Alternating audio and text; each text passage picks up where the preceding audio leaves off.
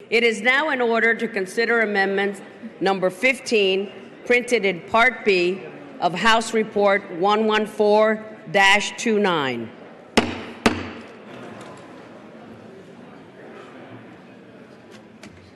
For what purpose does the gentleman from Maryland seek recognition? Madam Chair, I have an amendment at the desk.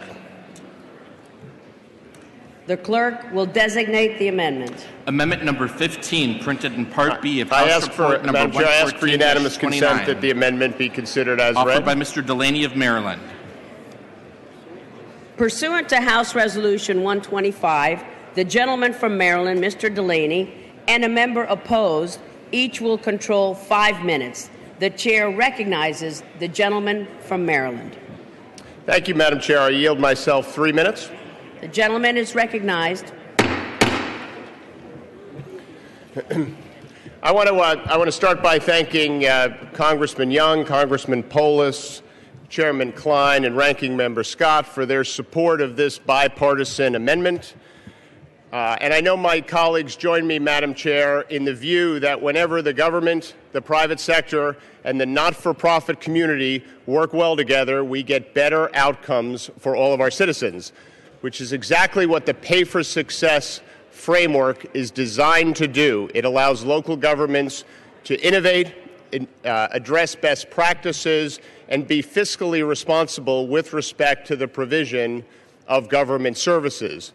This amendment, Madam Chair, is designed specifically to allow the funds that are allocated in the underlying bill for teacher training and retention to utilize pay-for-success frameworks against those programs.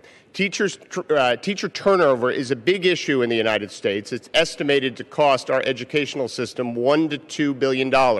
In my own state of Maryland, it's estimated to cost up to $45 million. It's very important that we make a difference against this problem.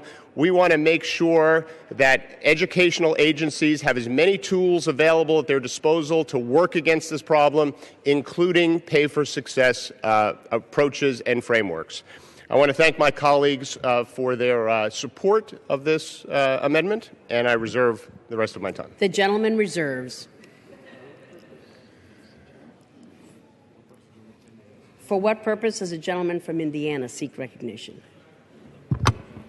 Thank you, Madam Chair. I claim time in opposition, although I'm supportive of the amendment. The gentleman is recognized.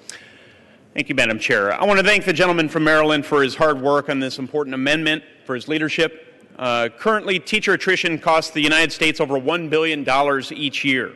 And many teachers leave within the first 5 years because of a lack of effective mentoring, training, and support. Providing these teachers with effective evidence-based training through a pay-for-success model will not only save the government money, it will also help to retain top talent in the classroom. This amendment would do just that. It will give states and local school districts the ability to participate in this innovative new financing model in order to retain our best teachers. Now, pay-for-success projects, also known as social impact bonds or social impact partnerships, are public-private partnerships that harness philanthropic and other private sector investments to scale up scientifically proven social and educational programs. Because these projects are focused on results, government money is only paid out to private sector investors when desired outcomes are met, and only in accordance with the value assigned to those successful outcomes. This social impact financing model has the potential to fundamentally transform our nation's education programs, shifting the focus of such programs from inputs to outcomes. So I want to thank the gentleman from Maryland, the gentleman from Colorado, and others for their leadership on this issue. I also want to thank my fellow colleague from Indiana for his overall leadership on this educational bill. I look forward to our continued cooperation on these efforts, and I urge my colleagues to support this amendment, reserving the balance of my time. The gentleman from Indiana reserves. The gentleman from Maryland is recognized. Thank you, Madam Chair. I'd like to yield 1 minute to my friend from Colorado, Congressman Polis. The gentleman from Colorado is recognized. I want to thank my colleague from Maryland and from Indiana for bringing this amendment forth. I'm honored to be a co-sponsor of this amendment. Social impact bonds essentially allow a way that we can leverage philanthropic dollars to meet a socially desirable outcome. and it's only paid back if that outcome is reached. What this can apply to teacher development and teacher training is a type of market discipline to fund what works, to leverage our limited resources through a pay-for-success mechanism to ensure that we're getting what we pay for. This is important to educators who deserve the very best in professional development. It's important for students to make sure that they benefit from the limited professional development dollars we have. It's also important for the philanthropic community and for government investment because we want to make sure our dollars are deployed as positively as possible. Some of these metrics can include, does the professional development lead the recipient to help improve student achievement? That's one of the ultimate benchmarks of whether professional development and teacher training works.